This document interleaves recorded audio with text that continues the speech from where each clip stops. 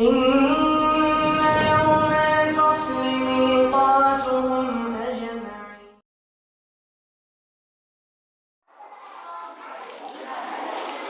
بسم الله الرحمن الرحيم. السلام عليكم ورحمة الله وبركاته.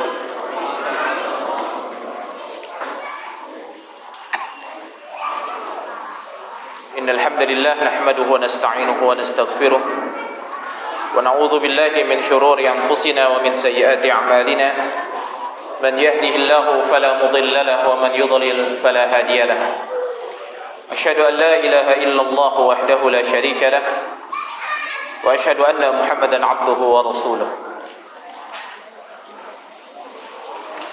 اللهم صل على محمد وعلى آل محمد كما صليت على إبراهيم وعلى آل إبراهيم إنك حميد مجيد. اللهم بارك على محمد وعلى آل محمد كما باركت على إبراهيم وعلى آل إبراهيم في العالمين إنك حميد مجيد. قال تعالى: يا أيها الذين آمنوا اتقوا الله حق تقاته ولا تموتن إلا وأنتم مسلمون. يا أيها الذين آمنوا اتقوا الله وابتغوا إليه الوسيلة وجاهدوا في سبيله لعلكم تفلحون. يا أيها الذين آمنوا اتقوا الله وقولوا قولا سديدا يصلح لكم أعمالكم ويغفر لكم ذنوبكم ومن يطع الله ورسوله فقد فاز فوزا عظيما. أما بعد، اللهم ارحمنا بالقرآن وعلمنا بالكتاب وفقهنا في الدين. إن أحسن الكلام كلام الله وخير الهدي هدي محمد صلى الله عليه وعلى آله وسلم وشر الأمور محدثاتها فإن كل محدثة بدعة وكل بدعة ضلالة وكل ضلالة في النار. Saudaraku sekalian, ikhwatal kiram, Bapak-bapak dan ibu-ibu sekalian yang dirahmati oleh Allah Subhanahu wa taala. Alhamdulillah, pada kesempatan kali ini Allah memberikan kepada kita kenikmatan yang begitu besar. Di antara kenikmatan yang Allah berikan kepada kita, Allah memberikan kepada kita hidayah dan taufik untuk berada di atas agama ini, berada di atas as-sunnah Nabi sallallahu alaihi wasallam. Dan kita senantiasa berharap kepada Allah Subhanahu wa taala segala kebaikan-kebaikan dalam agama ini, dan kita berlindung kepada Allah Subhanahu wa taala segala kejahatan dan fitnah yang akan merusak daripada perkara-perkara agama kita. Salah satu doa yang diajarkan oleh Nabi sallallahu alaihi wasallam, Allahumma inni a'udzubika min ilmin la yanfa wa min qalbin la yahsha wa min nafsin la tasba' wa min da'watin la yustajabu laha. Ini diantara hal-hal yang dapat merusak daripada perkara-perkara agama kita. Kita berlindung kepada Allah daripada keempat hal tersebut. Itu diantaranya kita berlindung kepada Allah daripada ilmu yang tidak bermanfaat, ilmu yang dapat menumbuhkan kesombongan dalam diri kita, dan ilmu yang dapat menyimpangkan kita dari jalan Allah, dan ilmu yang membuat kita ini mempertuhankan hawa nafsu kita. Allah berfirman, afara'aita man ittakhadha ilahahu hawa fa'adallahu Allahu ala ilmin. Apakah kalian tidak melihat orang-orang yang telah menjadikan hawa nafsunya sebagai ilah mereka, yakni akalnya, lalu mereka disesatkan oleh Allah Subhanahu wa taala dengan ilmu yang Allah berikan kepada mereka. Maka disebutkan kata para ulama, laisal ilm bikasratir riwayah. Bukanlah ilmu itu dengan banyaknya riwayat, tapi ilmu itu adalah rasa takut kita kepada Allah Subhanahu wa taala, merasa diawasi oleh Allah dan senantiasa menjaga diri kita untuk senantiasa berada di atas ridha Allah Subhanahu wa taala. Dan kemudian kita berlindung kepada Allah daripada hati yang tidak pernah bisa khusyuk dalam menuntut ilmu, dalam beribadah, dalam menapaki sunnah Nabi sallallahu alaihi wasallam. Karena hati manusia ini berada di antara jari jemari Allah Subhanahu wa taala, dan Allah membolak-balikan hati manusia sesuai dengan keinginannya. Maka kita senantiasa meminta kepada Allah perlindungan yang begitu besar agar hati kita ini senantiasa khusyuk untuk berada di atas kebenaran, berada di atas as-sunnah, berada di atas hidayah, berada di atas manhaj yang telah diajarkan oleh Nabi sallallahu alaihi wasallam dan para sahabatnya, khususnya di zaman fitnah ini. Dan kemudian yang ketiga, kita meminta perlindungan kepada Allah daripada diri yang tidak pernah puas dengan pemberian Allah Subhanahu wa taala dalam perkara-perkara dunia. Kadang-kadang manusia mengejar kehidupan dunia itu lebih besar daripada pengejaran mereka kepada kehidupan akhirat. Padahal kata para ulama, an-nasu yahtajuna 'ala ilmin aktsar min ihtijajihim 'ala syurbi wal akal.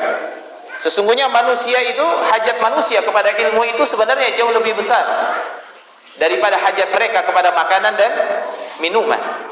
Karena mereka tahu yang membedakan manusia dengan binatang itu adalah ilmu. Yang membedakan seseorang yang baik, yang benar atau yang salah itu dengan ilmu. Orang yang betul dalam menjalankan hawa nafsunya antara orang yang bodoh dengan orang yang berilmu itu berbeda.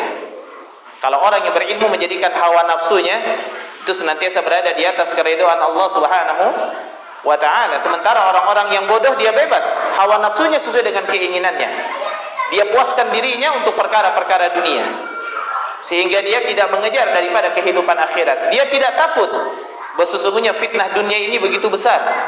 Jangankan di zaman kita, di zaman Nabi Musa alaihissalam, kita sudah kenal di dalam surat Qasas bagaimana Qarun yang dia keluar di tengah-tengah manusia dengan pakaiannya yang begitu indah, dengan kekayaannya yang begitu besar, sampai manusia itu mengatakan, aduhai seandainya aku menjadi seperti Qarun. Terfitnah manusia dengan Qarun.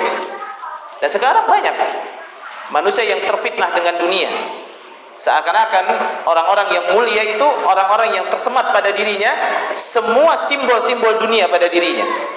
Maka kita minta kepada Allah perlindungan, wa min nafsin la tasba', daripada diri kita yang tidak pernah puas terhadap pemberian Allah, dan kita meminta perlindungan kepada Allah daripada doa yang tidak diijabah, wa min da'watin la yustajabu laha.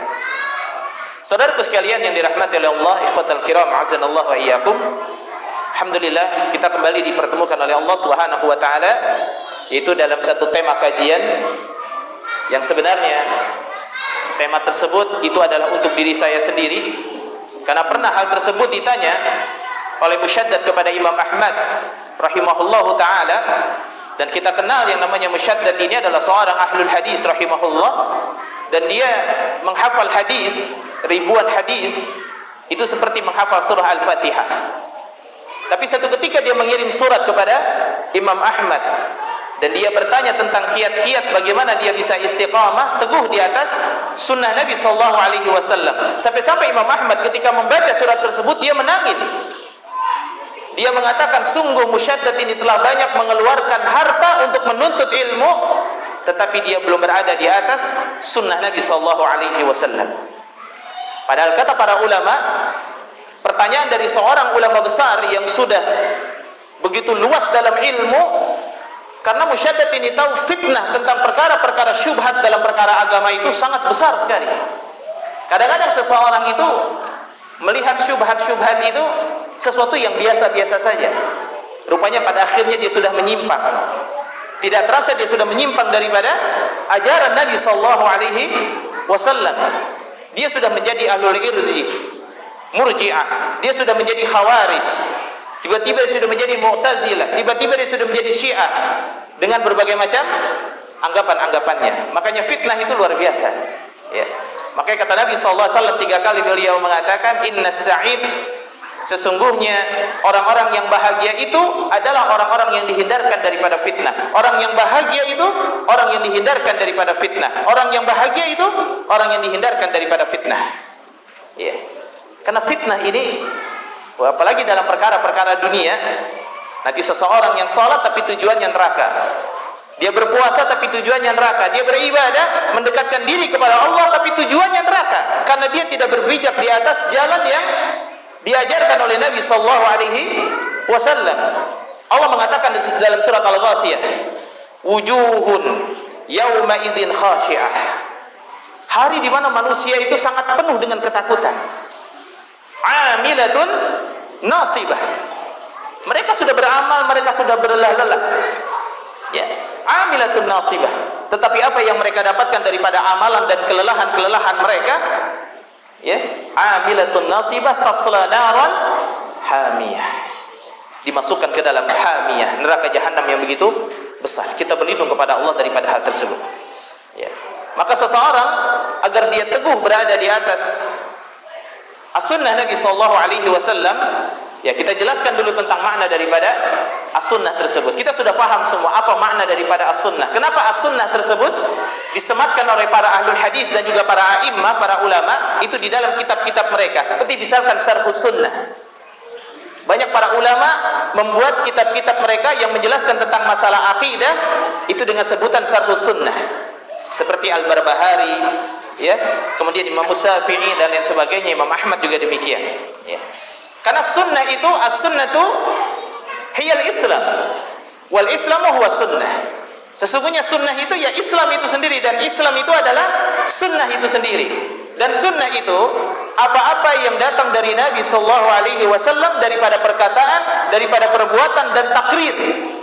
Apa-apa yang datang dari Nabi, sedangkan yang tidak datang dari Nabi sallallahu alaihi wasallam, maka itu bukan sunnah, bukan agama. Jadi kalau ada seseorang yang mengatakan sesuatu dari ajaran Islam yang tidak didapatkan dari hadis Nabi sallallahu alaihi wasallam dan juga dari perkataan para sahabat, maka itu bukan sunnah. Walaupun menyebut dirinya sebagai sunnah atau komunitas sunnah. Karena sekarang nama sunnah itu disematkan di mana-mana. Ya, ada pengobatan sunnah, ada komunitas sunnah, ada motor sunnah, ada apa lagi? Semuanya serba sunnah. Ya. Tetapi lihat pijakannya di mana. Apakah dia berpijak di atas sunnah Nabi SAW, atau jangan-jangan dia berpijak di atas hawa nafsunya? Ya. Karena syubhat itu sangat besar. Ya, syubhat itu senantiasa menyambar manusia, sehingga manusia itu tidak sadar dia terbawa dengan syubhat. Pemahamannya yang lurus itu bisa menjadi menyimpang pelan-pelan. Itulah syaitan. Maka dikatakan oleh para ulama bahwa sesungguhnya manusia ini senantiasa dipenggal dan dibunuh oleh iblis. Kemudian yang menghidupkan mereka itu adalah para alim, para ulama, para orang-orang yang berilmu, menghidupkan mereka dengan ilmu, menghidupkan mereka dengan sunnah, sehingga mereka memahami jalan. Karena orang-orang yang tidak memahami sunnah ini orang yang tidak mengetahui mau kemana dia berjalan dalam agamanya ini. Dia menyangka bahwa agama ini cukup dengan sholatnya, dengan puasanya, dengan zakatnya. Kemudian dia memahami agama ini dengan pemahaman menurut pandangannya dirinya saja. Kadang-kadang manusia kalau hatinya itu sedang sakit, kemudian ada orang yang memberikan nasihat kepada dirinya dengan nasihat yang membuat hatinya itu menjadi lega, dianggap orang itu sebagai apa? Sebagai orang yang berilmu. Padahal hatinya bisa jadi dia sedang kosong dari ilmu. Ketika itu masuklah syubhat kepada dirinya. Naudzubillah. Ya. Saudara sekalian yang dirahmati oleh Allah Subhanahu wa taala. Maka kata Nabi SAW, ya, inna min waraikum ayyamus sabr. Hari-hari yang akan kalian lalui di belakangan saya, karena setelah wafatnya Nabi, ini fitnah ini akan semakin besar. Apalagi dari semenjak daripada terbunuhnya Umar Ibn Khattab radhiyallahu taala anhu. Kalau Umar bin Khattab masih dibunuh oleh orang Majusi, Abu Lu'lu'ah, masih dibunuh oleh Abu Lu'lu'ah, yaitu budak daripada Walid bin Mughirah.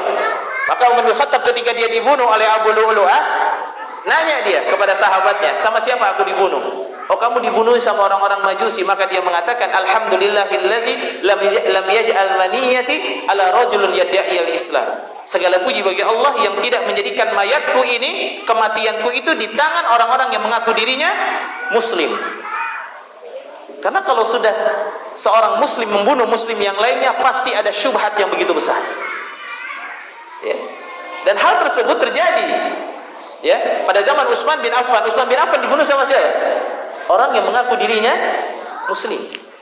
Ali bin Abi Thalib dibunuh sama siapa? Orang yang mengaku dirinya muslim. Ya. Ini karena syubhat ini. Ya, perpecahan yang begitu besar. Ya, perpecahan yang begitu besar. Maka dijelaskan oleh Imam Al-Barbahari dalam Syarhus Sunnahnya itu, Abdullah ibnu Mubarak dia mengatakan setidaknya dari 72 golongan ahlul hawa, ya, firqah, orang-orang yang membuat bid'ah di mana-mana, ya, para pengekor hawa nafsu itu diawali daripada 4 firqah, kemudian berkembang menjadi 72 firqah yang sesat. Itu kata beliau. Nanti kita akan bahas sedikit, ya. Nah, perkara-perkara syubhat ini memang luar biasa, sampai seorang muslim menghalalkan darah saudaranya. Ya. Nah, itu memang orang-orang yang berpegang di atas sunnah. Kata Nabi SAW, al-mutamassik, orang-orang yang berpegang di atas sunnah, pada hari itu mereka akan mendapatkan pahala 50 sahabat Nabi. Ya, mendapatkan pahala 50 sahabat Nabi yang mengerjakan sunnah. Karena sunnah ini, ya, manusia itu kalau tidak mengenal sunnah, tiba-tiba ada kebaikan yang datang, tapi tidak berada di atas sunnah, kebaikan itu kadang lebih dibela daripada sunnah Nabi Sallallahu Alaihi Wasallam. Karena sebagaimana isyarat dari Nabi bahwa Islam ini datang dalam keadaan asing, kemudian datang pula akan kembali dalam keadaan asing. Orang-orang yang mengaku dirinya muslim saja, ketika datang kepadanya sunnah, ajaran dari Nabi Sallallahu Alaihi Wasallam yang bentrok dengan ajaran gurunya, itu kadang-kadang ajaran gurunya lebih didahulukan daripada ajaran Nabi Sallallahu Alaihi Wasallam. Itulah yang dimaksud oleh Nabi Sallallahu Alaihi Wasallam, ya'ti 'alan nasi zaman al-qabidu ala dinihi kal qabidi alal jamr. Akan datang satu masa kepada manusia, orang yang berpegang kepada sunnah itu seperti orang yang memegang bara api di mana? Di tangannya. Tidak dipegang, dia lepas. Dipegang, pasti akan terasa panas. Panas dadanya. Itu pasti memang seperti itu, ya. Maka orang-orang yang terkena syubhat ini memang luar biasa, ya. Maka akhirnya kaum muslimin sampai berani membunuh saudaranya. Dan sekarang lihat, hanya gara-gara perkara dunia seorang itu membunuh. Kita dengar berita, ya, ada seorang suami membunuh istrinya. Hanya gara-gara apa? Gara-gara istrinya ngasih amplop untuk kondangan ke keluarganya, uangnya uang palsu, uang mainan. Kemudian dikembalikan oleh orang yang hajatan tadi, dikasih lagi kepada suaminya, kamu itu ngasih uang mainan ke saya. Dia malu sama tetangganya, dibunuh istrinya. Naudzubillah. Ya, ini memang zaman luar biasa, yang kebaikan itu sering ditinggalkan oleh manusia. Maka kata Nabi, badiru bil a'mal, cepat kalian kalau beramal. Ibnu Mas'ud mengatakan, kami para sahabat Nabi lebih cepat kami melakukan kebaikan daripada angin yang bertiup. Beda zaman sekarang, dengar kebaikan, nanti aja. Dengar kebaikan, nanti aja, masih ada kesempatan. Ya, masa mau dikerjakan sekarang juga? Nanti jangan-jangan gak istiqomah, ya. Salah dia dalam memahami dalil, ya. Sesungguhnya sebaik-baiknya amal yang dawam tapi sedikit. Kalau begitu saya amalnya sedikit aja, gak mau nambah-nambah saya. Ini salah lagi dalam memahaminya. Makanya orang-orang yang sampai terkena syubhat ini, wal iyadhu billah, mereka tidak mampu berpegang kepada sunnah Nabi Sallallahu Alaihi Wasallam. Pada akhirnya mereka jatuh kepada perkara-perkara dosa besar sampai membunuh. Satu ketika seorang sahabat Nabi yang paling tua, umurnya sudah sekitar 90 tahun, ya, umurnya sekitar 90 tahun. Namanya Abu Umamah Al-Bahili radhiyallahu taala anhu. Satu ketika dia, karena sudah tua, dia dituntun sama Abu Ghalib, seorang tabi'in. Dia ke salah satu masjid setelah terjadinya memerangi orang-orang Khawarij, orang-orang yang memberontak kepada pemerintah yang syah. Maka kemudian dia naik ke atas masjid. Di samping tangga masjid itu ada kepala-kepala manusia yang dipotong, orang-orang Khawarij. Maka akhirnya Abu Umamah naik ke atas, dia melihat kepala-kepala tersebut, dan dia akhirnya sholat 2 rakaat. Setelah sholat 2 rakaat dia menangis. Ditanya oleh Abu Ghalib, kenapa kau menangis? Aku menangis, aku melihat kepala-kepala mereka. Ya. Apa kata beliau? Apakah kamu tidak mendengar Allah Subhanahu wa taala berfirman, Allah yang menurunkan ayat kepada kita, minhu ayatun muhkamatun hunna ummul kitab. Ayat-ayat yang muhkam, di dalamnya inti daripada Alkitab. Wa ukharu mutasyabihat, dan Allah juga menurunkan ayat-ayat yang mutasyabihat. Fa ammal ladzina fi qulubihim zayghun fayattabi'una ma tasyabaha minhu ibtigha'al fitnah wa ibtigha'at ta'wil. Adapun orang-orang yang di dalam hatinya itu ada penyakit, ada fitnah, mereka mengambil yang mutasyabihat, kemudian mereka sebarkan untuk menyebarkan fitnah di tengah manusia. Itulah mereka, kata. Itulah kepala-kepala mereka, orang-orang yang dangkal pikirannya, katanya. Ya. Dahulu mereka, kata Abu Umamah Al-Bahili, dulunya mereka adalah orang-orang yang sholat bersama kaum muslimin, berjamaah di masjid-masjid kaum muslimin. Dulunya mereka adalah orang-orang yang sholat Jumat bersama kaum muslimin, orang yang sholat Aid bersama kaum muslimin. Tapi karena fitnah syubhat, fitnah kelompoknya itu, kalau bukan kelompoknya dia bukan Islam, akhirnya kenapa? Dia buat sholat Id sendiri, Dia buat apa? Salat Jumat sendiri, karena tidak boleh berimamkan orang yang tidak masuk ke dalam kelompoknya. Khawarij. Maka kata beliau, hum kilabun nar. Ya. Kilabun nar. Dia adalah anjing-anjing yang neraka jahanam. Dan beliau mengatakan lagi bahwa mereka itu adalah orang-orang yang paling buruk yang terbunuh yang ada di kolong langit. Naudzubillah. Ini karena syubhat. Makanya berpegang kepada sunnah di atas pemahaman yang benar, di atas pemahaman para sahabat, itu luar biasa beratnya memang.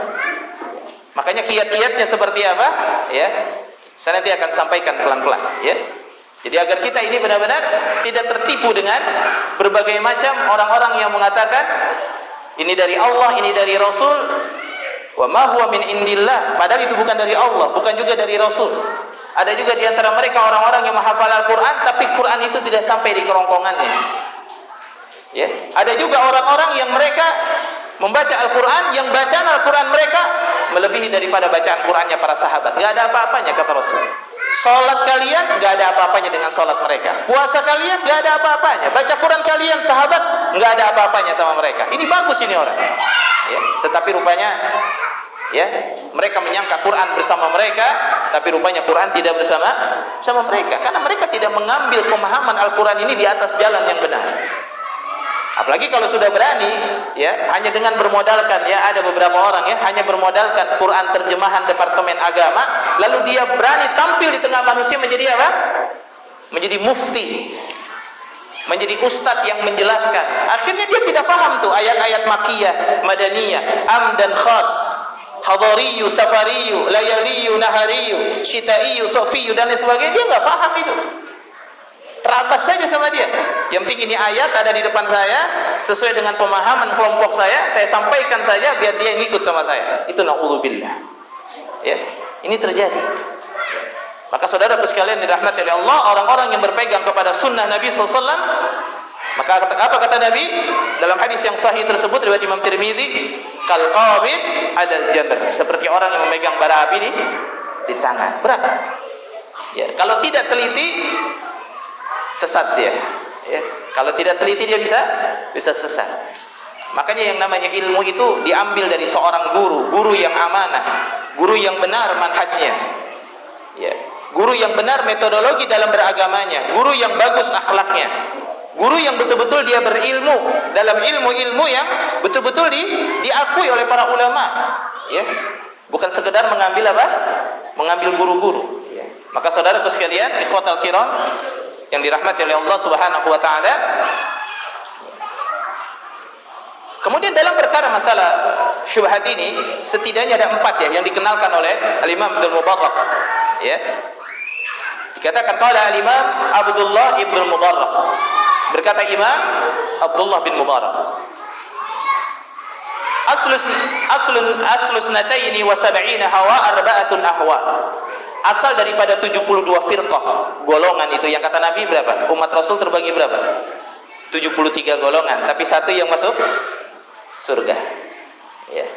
Yang masuk surga di sini bukan berarti yang lainnya tidak masuk surga, tapi yang lain terancam untuk masuk ke dalam neraka jahanam karena mereka mengikuti hawa nafsunya, berbuat apa yang tidak diajarkan oleh Nabi, tapi tergantung tingkat daripada kebid'ahan yang mereka lakukan. Apakah sampai keluar daripada agama Islam, jatuh kepada kesyirikan, menghujat agama Islam, memperolok-olok agama, menghilangkan sunnah, nah itu bisa kekal dia di dalam neraka, tergantung daripada apa? Besarnya daripada perbuatan penyimpangan yang dia lakukan. Itu diawali daripada 4, ya. Maka kemudian dari 4 tersebut berubahlah dia menjadi 72 golongan-golongan firqah tersebut. Yang pertama adalah Qadariyah. Ya, yang pertama adalah Qadariyah, dan yang kedua adalah Murji'ah, dan yang ketiga Syiah, dan yang keempat Khawarij. Dari 4 golongan ini. Ya, orang Syiah itu zaman Utsman sudah ada belum? Sudah ada. Zaman Umar bin Khattab sudah ada, tapi waktu itu diasingkan dia. Itu sudah ada. Ya. Zaman Umar bin Khattab orang-orang Khawarij sudah ada belum? Sudah ada, tapi dia masih bertahan. Ya, bentar nih Umar bin Khattab yang bisa dipenggal kepala saya, ya. Tapi begitu Utsman bin Affan, orang yang begitu lembut, Ya. Subhanallah, orang yang begitu sayang kepada seorang muslim akhirnya sampai terbunuh dengan tangan-tangan mereka. Ya, begitu juga Ali bin Abi Thalib radhiyallahu taala anhum. Maka kemudian dijelaskan oleh beliau, faman qadima Abu Bakar wa Umar, siapa yang mendahulukan keutamaan Abu Bakar dan Umar, wa Utsman wa Ali, siapa yang memuliakan kedudukan Abu Bakar, Umar, Utsman dan Ali, ala ashabi Rasulillah, mereka itu adalah orang yang mulia yang berada di atas semua sahabat Nabi. Walam yatakallam fil baqin illa bi khairin, dan tidak menjelaskan, memiliki pemahaman tentang sahabat yang sisanya, ya, kecuali mereka semua berada di atas kebaikan. Wa da'alahum faqad kharaja minat tasayyu' awwalihi wa akhirih. Maka siapa yang mendahulukan Abu Bakar, Umar, Utsman, Ali di atas para sahabat dan tidak berkata kepada sahabat tentang sahabat kecuali kebaikan, maka dia telah selamat daripada apa? Syiah. Itu dasar hukumnya, ya. Kemudian yang kedua, wa man qala al-imanu qaulun wa amalun yazidu wa yanqus faqad kharaja minal irja'i awwalihi wa akhirih. Siapa orang yang mengatakan bahwa sesungguhnya iman itu perkataan dan perbuatan, bertambah dan berkurang, maka dia keluar daripada kelompok pemahaman Murji'ah, Irja'. Karena orang-orang Murji'ah itu, ya, dia mengatakan bahwa sesungguhnya keiman antara iman dengan amal itu beda.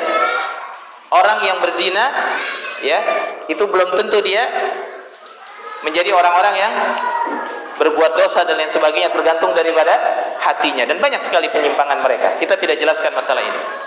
Waman qala, dan kemudian yang ketiga, siapa orang yang berkata as-salatu khalfa kulli barrin wa fajirin wal jihadu ma'a ala kulli khalifah, siapa orang yang salat di belakang imam, di belakang pemimpin, baik itu pemimpin itu baik atau pemimpin itu fajir, pemimpin baik atau pemimpin fajir, wal jihadu ma'a kulli khalifah, dan dia berjihad bersama dengan khalifah, semua khalifah.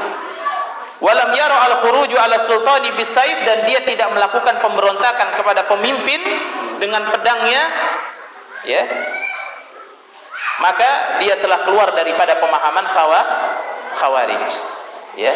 Nah, seperti itu, ya. Karena orang-orang khawarij ini dia mengkafirkan orang-orang yang beriman kepada Allah Subhanahu wa taala. Para pelaku dosa besar dia kafirkan, ya. Waliyadu billah, ya. Hal-hal yang demikian harus kita jauhi, karena diawali itu daripada ghulu. Apa ghulu, Pak? Berlebih-lebihan, ya. Berlebih-lebihan dalam beragama. Kata Nabi SAW, iyyakum wal ghulu fa inna ma ahlaka man kana qablakum al-ghulu fid din.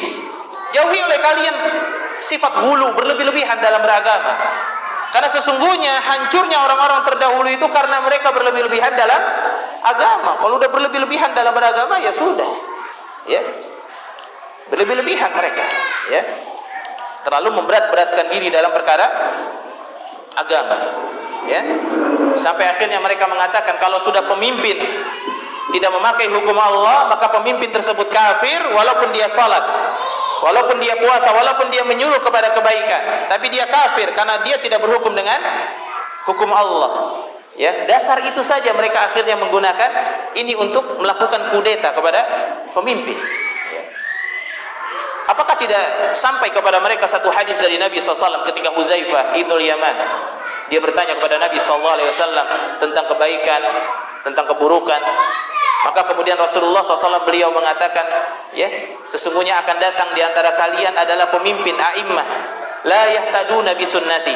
Kalian nanti akan dipimpin oleh seseorang yang tidak memberikan hidayah dengan hidayah Allah. Bayangkan ini, seorang pemimpin tidak memberikan hidayah dengan hidayah Allah. Dia tidak pakai petunjuk Allah ini, ya. Wala yastannuna bi sunnati, dan pemimpin tersebut tidak menjalankan sunnahku, kata Nabi. Tidak pernah mengajarkan sunnahku, dia mengajarkan sunnah yang bukan sunnahku, kata Nabi. Tadi hidayah bukan hidayah Allah, sunnahnya bukan sunnah Nabi. Wa qulubuhum, lebih parah lagi, hati mereka seperti hati syaitan yang berada dalam tubuh manusia. jahat sekali ini orang. Ya. Maka kemudian sahabat ini bertanya, ya Rasulullah, apa yang harus kami lakukan kepada dia? Apa kata Nabi? Asmi wa ati. Tetap kamu dengar dan kamu taati pemimpin kamu. Walaupun dia mencambuk punggung kamu dan merampas harta kamu dengan berbagai macam cara. Ya. Ini baru pajak dinaikin jadi dari kemarin berapa? 10% jadi 11%. Ya. Harga minyak dia apa ya? Dinaikin, udah mulai. Keluar sifat-sifat apa? Sifat-sifat khawarijnya keluar. Nah, ini kayaknya udah nggak benar ini. Ya. Kalau begini pemimpin ini pemimpin yang zalim. Dibuatlah di mana-mana tulisan, ya, bahwa pemimpin zalim. BBM naik, rakyat jadi sengsara. Betulan dikasih sama Allah kesengsaraan atas doa-doa mereka. Naudzubillah. Ya. Maka kita selalu senantiasa berhusnuzan kepada Allah Subhanahu wa taala. Ada seorang ulama ditanya, bagaimana ini harga yang tadinya murah jadi naik? Ya, faqad ghalla as-sa'ar. Harga sudah naik-naik, bagaimana pendapat kamu? Lalu kata ulama mengatakan, "Wa ma yagmukum bidzalik?" Apa yang kamu herankan dari harga-harga yang sudah naik? Apa yang kamu bingungkan? Ya, innalladzi yarzuquna fir rakhas, sesungguhnya dialah Allah yang memberikan rezeki kepada kita di saat harga murah, wa huwallazi yarzuquna fil ghar. Dialah yang memberikan rezeki kepada kita di saat harga mahal. Ini bingung, ya. Memang rezeki itu jadi berkurang kali ya kalau harga jadi naik. Jadi bukan husnudzon sama Allah. Nah, inilah berpegang kepada sunnah itu memang berat. Apalagi sudah dicampur dengan apa? Kekecewaan. Ya, dicampur dengan apa? Kekecewaan. Kadang-kadang hawa nafsu mendahului sunnah Nabi sallallahu alaihi wasallam. Ya, kadang-kadang hawa nafsu mendahului sunnah Nabi sallallahu alaihi wasallam. Ya, makanya hati-hati dengan fitnah. Maka cara kita menghalaunya itu luar biasa. Yang paling utama cara kita menghalau fitnah tersebut, kita dekat-dekat dengan para orang-orang alim. Dekat-dekat kita dengan orang-orang alim. Kemudian yang terakhir, yang keempat, wa man qala al maqadiru kullaha min Allah, sesungguhnya semua takdir itu datangnya dari Allah azza wa jalla, yang baik atau yang buruk, ya. Allah memberikan kesesatan kepada orang yang dikehendakinya dan memberikan petunjuk kepada yang dikehendakinya. Faqad kharaja min qaulil qadariyah awalihi wa akhirih, maka dia telah selamat daripada pemahaman qadariyah dan turunannya, ya, turunnya sangat banyak sekali, ya. Baik. Nah, ini memang, ya, bagaimana selanjutnya kiat-kiat kita agar kita senantiasa bisa berpegang teguh di atas sunnah Nabi sallallahu alaihi wasallam, ya. Yang pertama, kita tahu bahwa berpegang kepada sunnah ini pahalanya sangat besar. Khabbab bin Arad pernah datang kepada Nabi, sahabat yang disiksa pernah datang kepada Nabi. Pada saat Nabi sedang menatap Ka'bah, ya, beratapkan Ka'bah. Ya. Kemudian datang kepada Nabi, ya Rasulullah, kenapa kamu nggak berdoa sama Allah agar Allah menolong kami? Kami disiksa, berat kami disiksa. Kenapa engkau tidak berdoa kepada Allah? Udah, biar Allah menolong kami aja. Ya, berdoalah kepada Allah. Apa kata Nabi? Sesungguhnya apa yang datang kepada kalian itu tidak seberapa dibandingkan dulu orang-orang yang mempertahankan keimanan mereka dikubur, kemudian digergaji, ya, sampai terbelah menjadi dua. Subhanallah, ya. Rasulullah memberikan motivasi kepada kita bahwa ganjaran orang yang berpegang kepada sunnah itu sangat besar, ya. Karena kita berjuang, ya, mempertahankan akidah ini, mempertahankan manhaj ini, itu cukup sampai kita mati aja udah. Kita mati sudah selamat kita. Udah cukup sampai kita mati. Tapi kan hati manusia ini, ya, penuh dengan apa? Dengan godaan-godaan iblis. Hari ini mungkin kita semangat dalam beramal soleh, tapi kan nanti yang namanya syaitan itu di luar sana sudah siap-siap menghampiri kita. Ya, kita keluar sudah langsung godaan-godaan syaitan itu sudah banyak sekali, ya. Nasallallahu alaihi wasallam. Baik. Saudaraku sekalian, ikhwatal kiram, a'azzanallahu wa iyyakum. Cara yang paling utama, kiat yang paling utama kita berpegang agar kita kuat berpegang kepada sunnah, tentunya yang pertama adalah kita senantiasa meminta, berdoa kepada Allah Subhanahu wa taala dengan doa yang diajarkan oleh Nabi.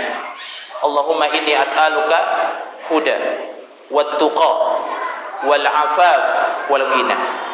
Ya. Atau doa zikir pagi dan petang. Kata ulama, orang yang meninggalkan zikir pagi dan petang layaknya dia sedang masuk ke dalam medan peperangan tanpa memiliki senjata. Kan kita lagi perang ini sama setan. Jangan kita merasa selamat daripada syaitan. Mentang-mentang pulang dari pengajian, pulang dari kajian, oh sudah selamat dari syaitan. Mentang-mentang sudah tauhid, sudah belajar ilmu agama yang benar, merasa bahwa dirinya selamat daripada fitnah. Naudzubillah. Ya. Musyaddad saja orang yang begitu teguh berpegang kepada ajaran agama, ahlul hadis, dan banyak daripada Imam Bukhari itu diriwayatkan dari Musyaddad. Ya, itu disebutkan namanya, bahkan spesial namanya itu. Kamasmuhu kata Imam Bukhari, seperti namanya itu, orang yang kuat berpegang teguh lurus pada agama. Dia saja masih takut kepada fitnah. Ya. Pertama berdoa kepada Allah Subhanahu wa taala, ya. Dan yang kedua yaitu menuntut ilmu. Karena ilmu ini akan menyelamatkan para pemiliknya. Rajin-rajin kita menuntut ilmu. Jangan nge-share ilmu terus. Nge-share ilmu kan juga harus milih-milih. Ya, jangan kita menjadi generasi yang bermudah-mudah dapat apa? Sharean langsung main share lagi. Baca belum, teliti belum. Ya, kecuali kalau nge-share kajian. Ya, kita nge-share kajian itu boleh, itu jadi amal soleh. Yang jangan kita tinggal, ada kajian di mana kita share, ada kajian di mana share. Kita lihat dulu ustadznya. Oh iya benar, manhajnya lurus, ya, akidahnya bagus, ya, seperti itu. Baru kita share. Tapi kalau masalah ilmu, tulisan-tulisan kita lihat dulu, tanya kepada ahlinya, benar apa enggaknya. Kalau enggak benar jangan. Ya, karena tulisan-tulisan itu kalau datang kepada ahlul ilmi, ya, datang kepada para asatidzah, ya, kadang-kadang, ya, kita suka geli gitu ya, yang dianggap oleh orang itu bagus, ya, wah bagus banget ini, menusuk hati, ya, membuat semangat kita. Mau di-share, tanya dulu sama ustadz. Kata ustadz, waduh ente bahaya ini, ya. Malah jadi kemana-mana nanti akidah ente, jadi nggak bener ini manusia nanti begini. Karena kenapa? Fitnah itu diketahui. Imam Hasan Al-Basri rahimahullah dia mengatakan inna hadhil fitan, ya, idza aqbalat arrafahul alim wa idza adbarat arrafahul jahil. Sesungguhnya fitnah ini sudah diketahui kehancurannya di awal kali datangnya itu, sebelum terjadinya fitnah, oleh orang-orang alim, orang-orang yang berilmu, orang-orang yang nuntut ilmu. Sedangkan baru diketahui, oh rupanya ini fitnah, oh sudah terjadi kehancuran di mana-mana, oh sudah terjadi kerusakan di mana-mana, baru diketahui oleh orang-orang yang jahil. Maka dekat-dekat dengan ilmu kita, merapat kita dengan ilmu. Dan kata Nabi SAW ada 3, harus kita jadi orang yang 3. Yang pertama, kun aliman, jadilah orang alim. Hadisnya begitu, ya. Yang kedua, au muta'alliman, atau orang yang belajar ilmu. Dan yang ketiga, ya, alim bukan belajar ilmunya, datang nuntut ilmu tapi nggak masuk, ya. Kan ada orang yang datang ke majelis ilmu nggak masuk, tapi dia bisa ngerti nih, ini ustadz bener nggak dalam menyampaikan, dia tahu, ya.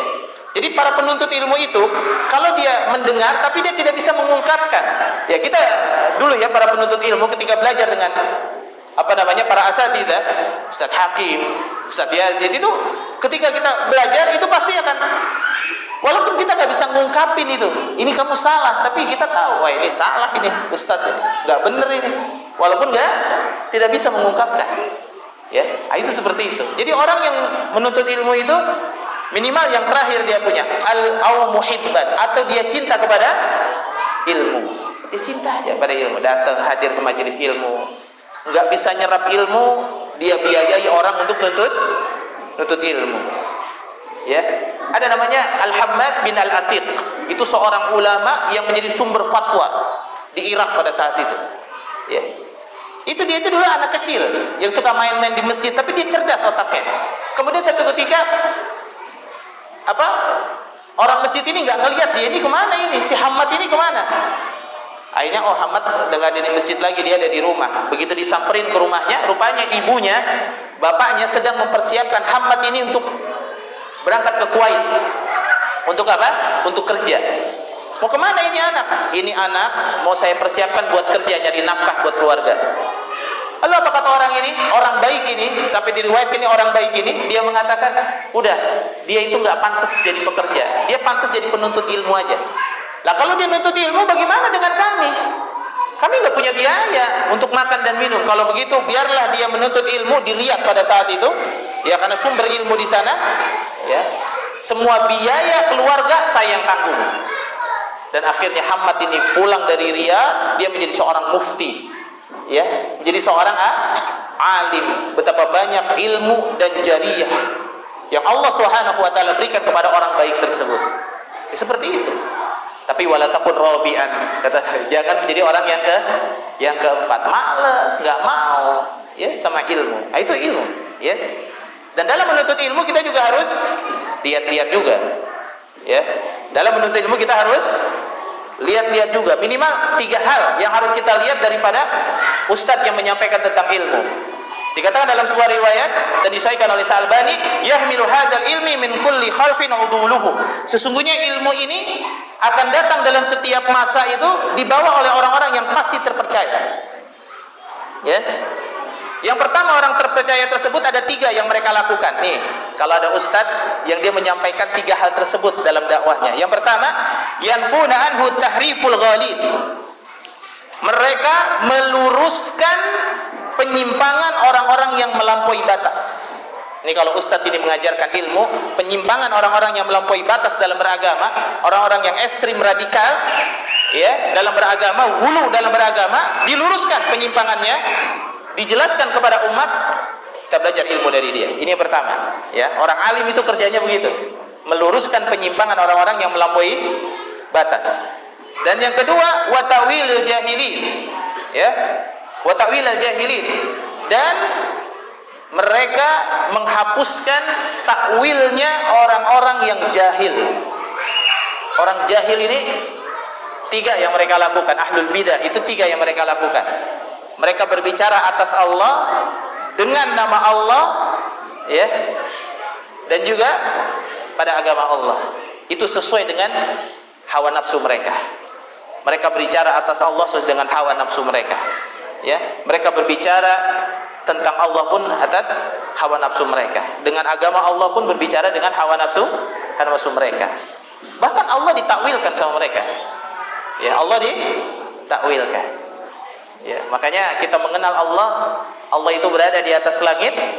Ya, Allah itu beristiwa di atas arsy, dan istiwa bermakna yang sudah dikenal di kalangan orang-orang Arab, ya, al-ulu, al-uf, al-fawq, ya, al-irtifa, yang tinggi, yang berada di atas, ya.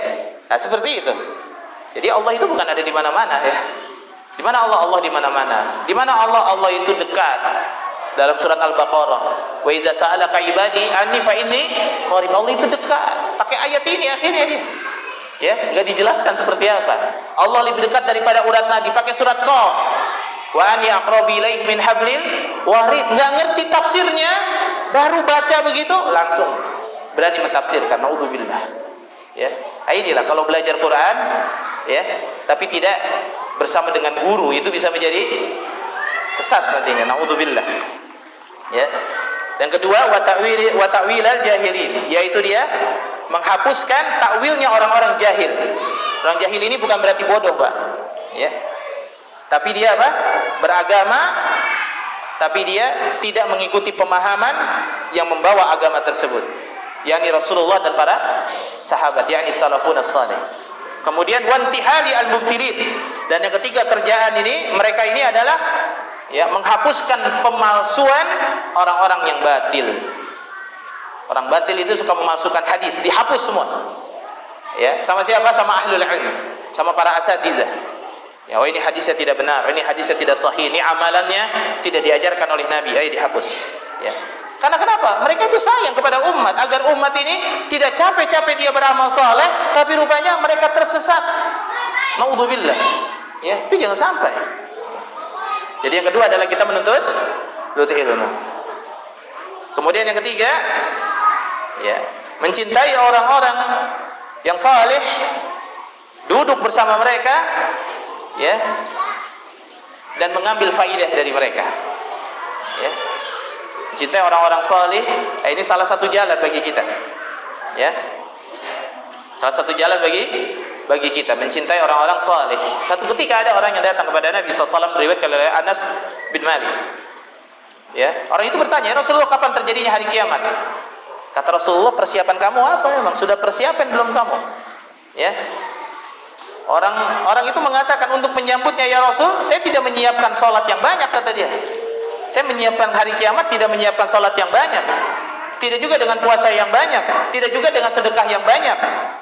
Akan tetapi saya mencintai Allah dan Rasulnya," kata dia. Maka Rasulullah SAW beliau bersabda, ya, "Anta ma'aman ahbabtah." Sesungguhnya kamu nanti akan bersama orang yang kamu cintai. Ya. Seperti itu. Makanya orang muslim itu, orang mukmin itu bertemannya dengan orang-orang yang beriman. Ya. Wa idza marru bil lagwi marrum kirama. Kalau dia jalan ada orang-orang yang banyak berbuat yang aneh-aneh, yang kira-kira bisa merusak agamanya, marrun kirama. Dia berjalan dengan menjaga kehormatan dirinya sebagai seorang muslim. Ya, jangan ikut-ikutan. Ya, ini orang ngajinya rajin tapi ikut-ikutan juga rajin. Ya. Begitu. Ya. Orang nonton bola ikut-ikutan juga, dia nonton bola. Ya, ikut-ikutan lagi dia. Ngejek-ngejek gitu kan, macam-macam, ya. Orang ngapain dia ikut-ikutan. Subhanallah, ya. Kemudian yang keempat, kiat-kiat agar kita kuat berada di atas sunnah Nabi SAW, senantiasa kita mengingat kematian. Senantiasa kita mengingat kematian sebagaimana pesan dari seorang ulama, ya. Itu senantiasa kita mengingat kematian. Ya. Kemudian yang selanjutnya, yang kelima, mengamalkan sunnah secara perlahan sesuai kemampuan. Mengamalkan sunnah secara perlahan. Sunnah ini bukan berarti salat sunnah, bukan. Ya. Mengamalkan agama ini sesuai dengan kemampuan kita. Fattaqullaha mastata'tum. Karena kalau terlalu tasyaddud, ya, memberat-beratkan diri, itu nanti akhirnya ditinggalkan sama dia. Karena kata Nabi, manusia itu ada masa semangatnya, ada masa futur. Maka kalau kita lagi futur, buru-buru ini diperbaiki penyakit ini. Udah mulai malas salat berjamaah di masjid, sudah mulai malas baca Quran. Ya, biasanya 1 juz sehari, 2 juz, sekarang nggak pernah lagi baca Quran. Buru-buru perbaiki. Ya, dengan amalan-amalan yang salih dan juga dengan teman-teman yang salih. Sudah Isya ya? Nanti kita akan lanjutkan pada azan Isya insyaallah sebentar lagi. Barakallahu fiik. Kita menjalankan sunnah sesuai dengan kemampuan kita. Jangan terlalu memaksakan diri berlebih-lebihan. Misalkan salat malam, ya, mulai jam 2:30 malam. Tapi dilakukan itu paling 3 hari, 2 hari. Setelah itu ditinggalkan. Jangan seperti itu. Ya, kita melakukannya secara perlahan-lahan. Kemudian yang selanjutnya, yang keenam, menjauhi sifat ghulu. Ghulu itu berlebih-lebihan dalam beragama, memaksakan diri dalam perkara-perkara agama. Ya, misalkan dia pengen mati dalam keadaan syahid. Ya, ada orang yang perang di Afghanistan, dia ikut perang di Afghanistan. Ya, karena dia pengen mati syahid. Ya. Nah, ini kan jadi masalah. Ya, jadi masalah ini dalam perkara-perkaranya. Ya. Kalau ghulu ini sangat berbahaya. Ya. Satu contoh misalkan, kata Nabi SAW, sesungguhnya yang paling khawatirkan atas kalian adalah seseorang yang telah membaca dan menghafal Al-Quran dan dia menampakkan kebagusannya dalam menghafal Al-Quran dan dia menjadi pembela Islam, tetapi ia terlepas daripada Al-Quran, membuangnya ke belakang, di belakang punggungnya, dan dia menyerang tetangganya dengan pedang dan menuduh tetangganya dengan kemusyrikan, kata Nabi. Maka Uzaifah bertanya, "Wahai Nabi Allah, siapa yang lebih pantas dengan kemusyrikan?" Dia nuduh tetangganya itu musyrik, mengangkat pedang, ya, kepada tetangganya yang muslim. Siapa yang lebih berhak dengan tuduhan kemusyrikan? Penuduh atau orang yang dituduh, kata Uzaifah. Maka beliau menjawab, penuduhnya. Ya, maka yang lebih pantas kepada kemusyrikan adalah penuduhnya. Kemudian yang selanjutnya, yang ketujuh, menjauhi perdebatan. Jauhi perdebatan. Gak usah ilmu itu buat didebat-debat, gak usah. Ya, Dipakai lagi dalil, qulil haqqa walau kana murran. Berkata yang baik walaupun itu pahit. Perkataan baik itu enggak pahit. Tapi memang ada yang menerima, ada yang tidak menerima. Tapi kita tahu kondisi hati seseorang itu kita tahu. Ya. Dan orang dalam menyampaikan kebenaran, dia sampaikan kebenaran. Orang suka silahkan, orang enggak suka ya dia sampaikan sesuai dengan kaidah kebenaran, seperti itu. Maka kalau kata Syekh Mukbil ya, rahimahullah taala, beliau mengatakan kalau kalian itu mau dicintai sama orang semuanya, ya, enggak mau dibenci sama orang, pergi ambil selimut kalian, bawa bantal kalian, masuk ke kamar, tidur di sana. Udah nggak ada yang benci kalian, diem-diem aja, karena nggak ada yang tahu kalian. Tapi kalau orang yang mengamalkan sunnah, mendakwahkan sunnah, itu pasti ada yang benci, ya, pasti itu pasti. Ya, Imam Ahmad saja dia nanya sama murid-muridnya, apa perkataan manusia tentang saya? Kata muridnya, ada yang berkata baik tentang kamu, ada juga yang berkata buruk. Kata Imam Ahmad, alhamdulillah, ya. Lam yajma'ukum, tidak Allah, alhamdulillah segala puji bagi Allah yang tidak mengumpulkan mereka untuk membenci saya semua. Jadi masih ada ya tidak benci, ya. Seperti itu. Jadi jauhi perdebatan kita, enggak usah debat, ya. Kemudian yang ke-8 menjauhi perbuatan maksiat, ini sudah jelas. Kemudian yang ke-9 berdakwah. Dakwah, ya. Ngajak orang kepada kebaikan. Kalau kita tidak bisa menjelaskan, jangan maksa-maksa untuk menjelaskan. Karena ilmu itu bukan maksa untuk menjelaskan, bukan apa pendapat kita ilmu itu. Ya, ilmu itu harus dijelaskan oleh ahlul ilm. Ya, sekarang banyak majelis-majelis, ya, kajian, ya kita pergunakan itu untuk mengajak manusia untuk hadir ke sana. Orang tua kita, anak kita, ya, sanak famili kita, saudara kita. Jangan kita debat mereka terhadap bid'ah yang mereka lakukan. Kita ini bukan faknya kadang-kadang. Malah jadi debat, Ustaz, ini ada debat begini, akhirnya ane dimusuhin sama keluarga. Ya entenya yang salah. Harus ente bawa dia kemana? Ke kajian. Biar ustadz yang menjelaskan. Kalau ustadz yang menjelaskan kan pakai kaidah. Tapi kalau dia yang menjelaskan pakai apa? Kayak menjadi pahlawan yang memasukkan hidayah ke dalam hati manusia. Ini ahlul hadis tidak seperti itu. Ya, para sahabat tidak seperti itu. Ya, berdakwah, saling menasihati. Kemudian yang terakhir, tidak kepo, ya, tidak punya sifat kepo sama perbuatan-perbuatan keburukan-keburukan saudaranya. Enggak usah kepo-kepo, ya. Kita memiliki sifat taghaful. Apa taghaful? Pura-pura lupa sama apa keburukan saudara kita, ya. Jadi hati itu tergantung daripada hati kita. Baik. Barakallahu fiik. Kita tanya jawab sedikit.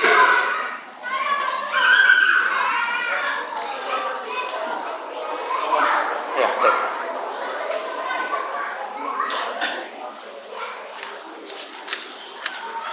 Masya Allah. Pertanyaan yang pertama, apa hukumnya seseorang yang mendoakan keburukan kepada gubernur karena dihalangi izinnya dalam mendirikan masjid? Apa boleh diambil ilmunya? Ya, ini sudah jelas ya. Ya. Pada zaman Anas ibnu Malik, kita kenal dengan Hajjaj ibnu Yusuf, dengan pemimpin yang bengis, membunuh 180.000 kaum muslimin. Ya. Tapi ketika mereka mengangkat tangannya untuk berdoa, ya, untuk keburukan si Hajjaj bin Yusuf, kata Anas bin Malik, turunin tangan kamu, ya. Dan sungguh mendoakan kebaikan kepada seorang pemimpin itu jauh lebih baik daripada mendoakan keburukan. Ini bukan manhaj ahlus sunnah wal jamaah ala fahmis salaf. Tidak demikian. Dia senantiasa mendoakan kebaikan kepada pemimpinnya. Ini kan baru dia yang tidak diizinkan membangun masjid, karena mungkin dalam tata kota, ya, kalau masjid di sana sebelah masjid, sana aja sepi. Ini di sini lagi mau dibangun, nanti menghabiskan apa? Dana masyarakat, akhirnya malah jadi begini dan lain sebagainya. Ya, bisa jadi seperti itu. Atau mungkin karena di luar dari pemahamannya si gubernur tersebut, akhirnya udah nggak boleh bangun. Ya sudah, kita harus sabar. Doakan agar Allah memberikan hidayah. Itu manhaj yang lurus. Karena Fudail bin Iyad ketika dia memiliki doa yang terbaik, dia doakan untuk memimpin dia. Karena kalau gubernurnya dapat hidayah, itu masjid kira-kira kebangun apa enggak? Kebangun. Tapi kalau dia doakan keburukan, diganti lagi, benar, itu rupanya pemimpin itu jadi tambah buruk lagi. Bukan masjid aja yang nggak boleh dibangun. Kalau perlu kepala dia jangan ada lagi nanti. Kan jadi bahaya urusan, ya.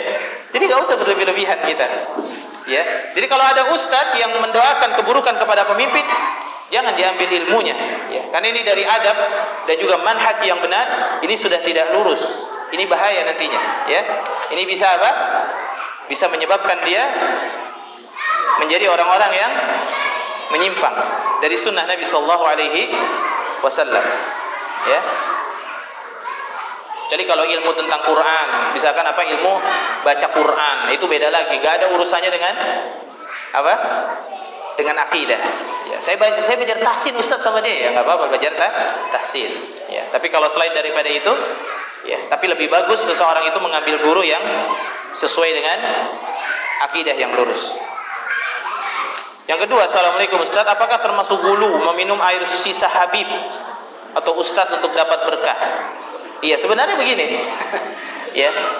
Air yang diminum oleh ustadz atau oleh orang alim atau oleh orang soleh, ya, itu boleh saja, memang ada keberkahan di dalamnya. Apabila memang karena ustadz atau mungkin orang alim ketika minum itu dia mengucapkan apa? Bismillah, dia berlindung kepada Allah, ya, dan lain sebagainya. Ya, memang ada ya hadis-hadis dalam masalah ini dan itu juga diterangkan juga oleh para ulama. Tetapi kalau memang secara berlebih-lebihan ini jadi hulu. Ya, akhirnya air minumnya jadi buat apa? Buat perebutan, ya. Padahal dia belum tentu orang yang soleh, ya. Dan kalau berbicara tentang masalah Habib, ya ini memang harus dibahas, ya. Apakah kedudukan dia sama dengan ahlul ilmi atau orang soleh, ataukah dia hanya sebatas keturunan dari Nabi Sallallahu Alaihi Wasallam? Ya. Sudah itu ya, komat ya. Apa bisa dilanjut lagi? Dilanjut ya, dikit. Assalamualaikum. Wah, panjang pertanyaannya. Yang pendek dulu. Saya baru mengenal sunnah. Memang baru jadi orang muslim ini, ya. Sunnah itu kan Islam, ya. Iya, tapi nggak apa-apa ya. Dia baru mengenal sunnah, yakni manhaj yang diajarkan oleh Nabi dan para sahabat. Ya. Bagaimana solusinya? Karena tetangga menjauhi saya, ya. Karena tidak mengikuti ritual-ritual mereka. Nah, ini pandai-pandailah kita itu senantiasa memuji tetangga kita, berbuat baik kepada tetangga, memberikan hadiah kepada tetangga. Ya, saya juga punya tetangga di sana. Itu tetangga kalau mau bikin acara maulid kemarin, ya, itu sebelum acara maulid dia datang ke rumah saya, Ustaz, ini saya mau bikin maulid nih, ganggu Ustaz nanti, kan Ustaz kan nggak maulidan. Ya, pas dia lagi nyiapin gitu ya, ya saya duduk aja nongkrong di situ, saya ngobrol sama dia. Bagusnya gimana nih Ustadz nih tahun depan nanti jangan maulid lagi, ya, jadi enak kan ngobrolnya. Oh gitu Ustadz ya, coba deh tahun depan deh nanti, ya gitu. Jadi kita enak ya, ya, jangan malah apa, kita jadi dia benci kita juga ikut benci. Harusnya kita baik sama tetangga, berikan makanan, berikan minuman, ya, jalan ke masjid bersama, ya. Kalau nggak mengikuti ritual-ritual mereka, ya sekarang hal yang biasa kok. Ya, orang nggak ikut sama ritual orang hal yang biasa, ya. Jadi ya nggak usah kita terlalu anggap hal-hal yang demikian, ya. Kalau dia benci sama kita, ya jangankan dia, ya, banyak orang yang benci sama kita, ya. Makanya kalau kita mengamalkan sunnah, mau dicintai oleh orang, ya pasti ada yang cinta, pasti ada yang benci. Maka kita cari cinta Allah Subhanahu wa ta'ala. Kita tetap jalanin hak kita sebagai tetangga, berikan minum apa, kalau dia membutuhkan, kalau ada hadiah kita berikan, tetap kita bertetangga dengan baik. Tapi kita ngomong, saya nggak ikut ritual-ritual ini, udah demikian, beres, jangan didebat-debat, ya. Ini mah jadi masalah nanti. Assalamualaikum, si A pemilik tanah mengadakan perjanjian jual beli dengan calon pembeli si B. Dalam perjanjian si B bersedia membayar uang muka dalam jumlah tertentu dengan syarat kalau ingin membangun IMB dari instansi yang berwenang terbit jual beli berlanjut. Jika IMB tak terbit maka uang muka dikembalikan 50%. Apakah perjanjian semacam ini tergolong ribawi? Kalau ya bagaimana sikapnya? Ya, ini bai'ul urubun, ya. Itu jual beli dengan DP. Ya. Kalau DP ini boleh dipotong apabila untuk menutupi kerugian. Ya, tapi ini ada ketidakjelasan dalam jual beli. Kenapa? IMB, ya, nggak boleh itu dalam jual beli itu tidak boleh ada IMB walaupun ada namanya khiyar syarat. ada syaratnya. Saya beli ini kalau memang ada IMB-nya, tapi nggak ada potongan-potongan seperti itu, nggak ada ya. Nggak boleh dia mengambil hak saudaranya. Udah jelas dia membeli tanah apabila ada IMB. Kalau tanahnya nggak ada IMB, berarti tanah itu tidak bisa dimanfaatkan untuk dia bangun. Ya, berarti kan ini orang hanya menjual tanah saja tanpa IMB. Kok kenapa dipotong DP-nya? Ya. Boleh dipotong, tapi nggak 50%. Untuk biaya misalkan saya ngurus IMB, ongkos-ongkos ya, kira-kira habislah 200.000. Itu beda lagi, itu berdasarkan musyawarah. Ya. Tapi bai'ul urbun ini memang kalau kata Imam Syafi'i dalam mazhab Syafi'i itu tidak dibolehkan. Ya, karena nanti akan terjadi sengketa. Ya. Tapi di jumhur para ulama kontemporer itu dibolehkan. Ya, untuk membeli dengan uang muka. Tapi kalau memang tidak jadi beli, maka dikembalikan 100% atau dipotong sekedar untuk menutupi kerugiannya. Ya seperti itu. Tapi kalau ini tidak jelas ya, karena dia jual beli tanah, ya kemudian syaratnya itu ada IMB, sedangkan yang namanya jual beli tanah itu harus jelas. IMB-nya ada, saya bayar. Enggak ada, maka tidak saya bayar dan tidak ada yang dirugikan. Bagusnya tidak ada DP, ya. Bagusnya tidak ada DP. Ya, itu saran dari saya, ya sebagaimana saran dari beberapa para masyayikh begitu, daripada terjadi sengketa. Kecuali kalau memang barangnya jelas, HP, saya beli HP kamu besok, saya kasih DP dulu, jangan kamu kemana-mana, itu boleh. Itu beda ya, karena jelas HP-nya. Ya, tapi kalau HP nanti saya cari dulu kardusnya. Kalau ada kardusnya harganya segini, DP kamu berarti jadi beli. Nanti kalau nggak ada kardusnya, DP kamu potong ya. Nah, ini bahaya lagi. Begitu cari kardusnya nggak ada, ya sudah saya potong 50%, DP kamu 100.000, saya balikin 50.000. Nggak jadi beli HP, ini tidak bolehkan. Karena jual belinya tidak jelas barangnya. Hadu wallahu ta'ala bisawab. Itu yang bisa Ana sampaikan pada kesempatan kali ini. Mohon maaf atas kekurangan yang Ana sampaikan, yang benar datangnya dari Allah, yang salah datangnya dari saya sendiri dan juga dari syaitan. Dan jazakallahu khairan katsir kepada DKM Masjid Al-Muhtadin. Semoga Allah Subhanahu wa taala menjadikan ini sebagai amal saleh antum semua dan menjadikan masjid ini tambah makmur dan menjadi masjid yang penuh dengan orang-orang yang menuntut ilmu dan beribadah kepada Allah. Subhanakallahumma bihamdika asyhadu an la ilaha illa anta astaghfiruka wa atubu ilaik. Assalamualaikum warahmatullahi wabarakatuh.